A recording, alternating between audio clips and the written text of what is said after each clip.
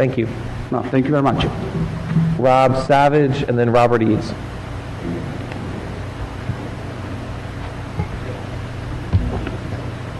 Thank you. My name is Rob Savidge, and I live at 12 Windwhisper Lane. I also work for the Department of Neighborhood and Environmental Programs, DNEP, as the Environmental Compliance Inspector. And part of my duties are to conduct environmental site plan reviews.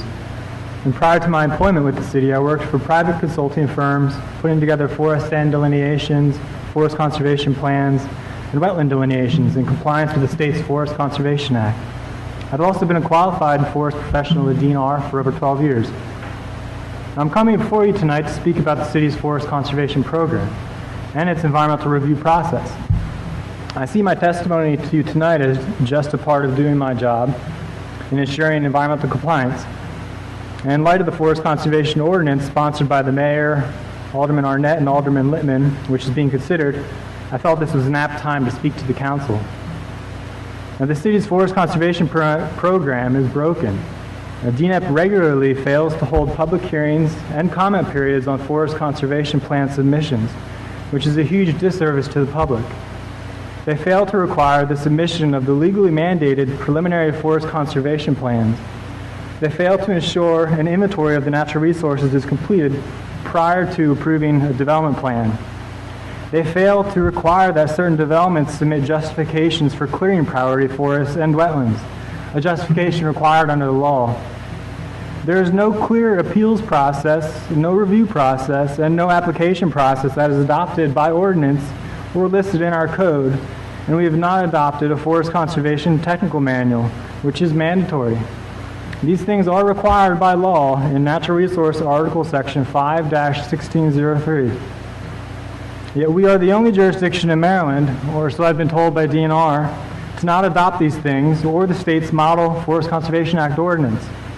All we have done is adopt the Natural Resource Code by reference, which is precisely why we are in the situation we are in, with development projects not in compliance with state law and the city open to significant liability from both the developers and environmentalists.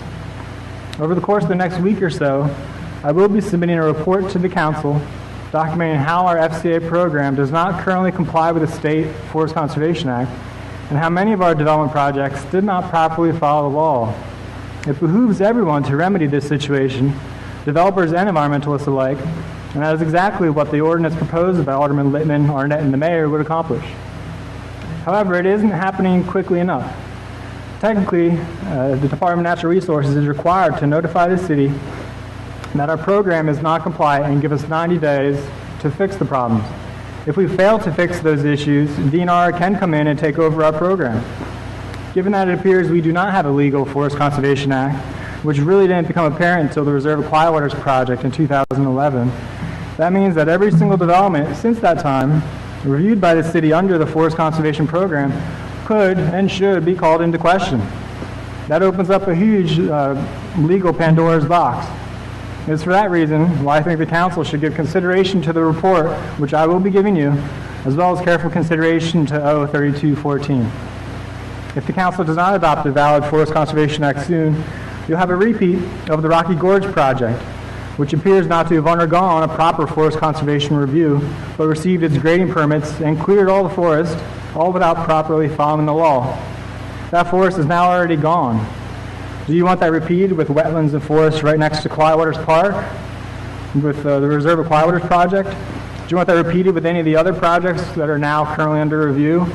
That opens up the city to a lot of liability, not to mention bad press. We also need to decide if we're a city of laws or not. Are we required to ensure the law is followed? Do we not have an obligation to the public to ensure these projects are brought into compliance? The city environmental review staff have tried to point out these deficiencies to our director and supervisor. I first tried over 3 years ago with the Reserve of Quiet Waters project. Yet instead of investigating these claims, we've been retaliated against and marginalized. I was removed from performing environmental reviews because of my political affiliation with the Green Party, which is an act of illegal discrimination under the city code. Now, do you feel like Crystal Spring, for example, will receive proper environmental review if the department's only certified wetland delineator, me, is removed from the review process? So all of us who are environmental reviewers in DNEP have been marginalized and silenced to one degree or another. We've been told not to cooperate with citizen advisory commissions like the Annapolis Environmental Commission, which we were required to cooperate with by code. I was told I could not communicate with the law office about my concerns. We were told to avoid public information act requests and to hide our review comments from the public by keeping them offline. I've tried following the chain of command to resolve these issues, both the FCA compliance issues and the transparency issues, to no avail, which brings me to you all here tonight. I feel fairly certain that you would not condone this type of limitation on public transparency or condone this type of behavior towards employees who are trying to make sure our laws are followed and we operate transparently. And as a side note, we have no whistleblower protection for city employees, which makes this even more dangerous for me to be doing this, speaking out here tonight. I know I would be joined up here tonight by many in the department if it wasn't for their fear of retaliation from management. I'm just finishing right now. Our FCA program is broken and needs to be fixed. And something needs to be done to bring these development projects into compliance with the law to ensure that no more of our valuable resources, natural resources, will be destroyed without proper application of state law. And I hope to work with you to accomplish this goal. So thank you for your time and consideration. Thank you. The Alderman has a question. Could you provide us a list of the projects? I believe you alluded to it earlier, things that haven't been done. Yes, I will do that. Thank you. Alderman Arnett. Thank you, Mr. Mayor.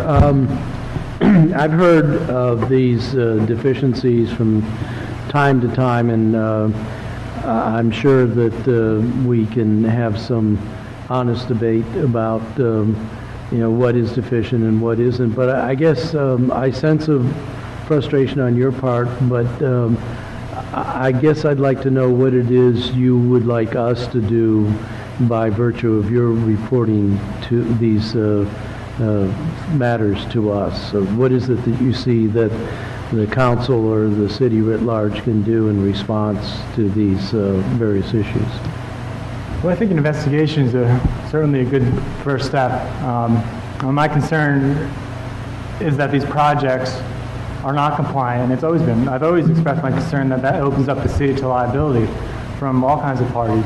So I think if there are these concerns, we need to investigate that, when right now that investigation has not been facilitated by management. So I think that's the first step.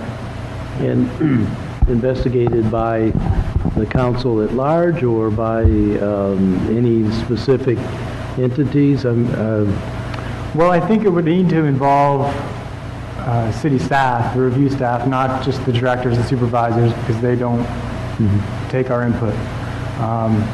So it's whatever structure you want to set up, but I think it would probably be helpful to work with DNR as well with some of these issues. Thank you. Alderman Littman.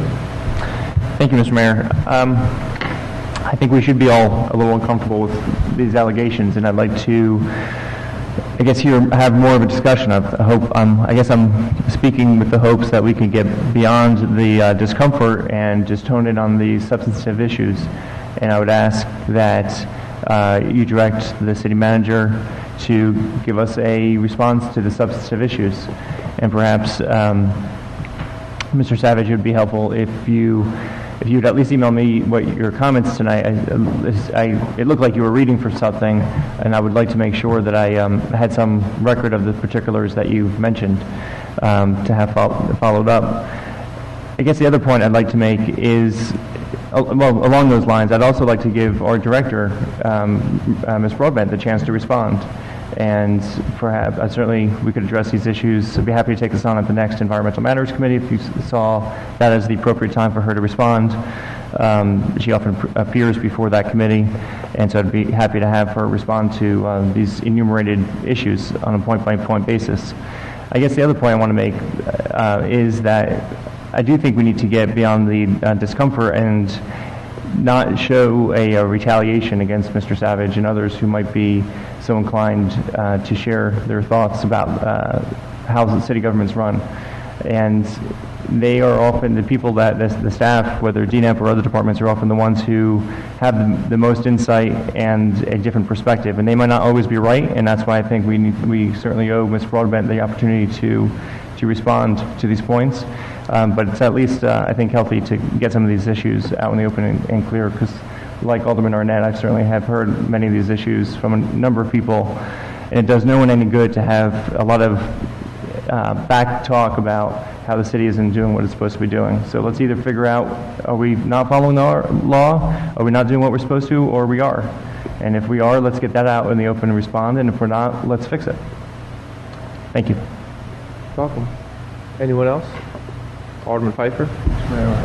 Rob, thank you for taking the time to do something, as Alderman Lippman said, it's probably very uncomfortable to try and do. But I heard in your remarks, and just in the same vein as what Alderman Lippman said, as we go forward and figure out a process internally to respond to some of these, this whole issue of that I'd heard here that I don't think I've heard in the past about DNR and a process that would trigger them to review or step in. Obviously, I guess I'm surprised if that is a real thing, that it hasn't happened in the last 2.5 years, where we've seemed to have been sort of trying to figure out how to rewrite this. And I guess I'd like to know a little more about how that works, or what triggers that, or why it hasn't happened to date, as we figure out sort of how to respond.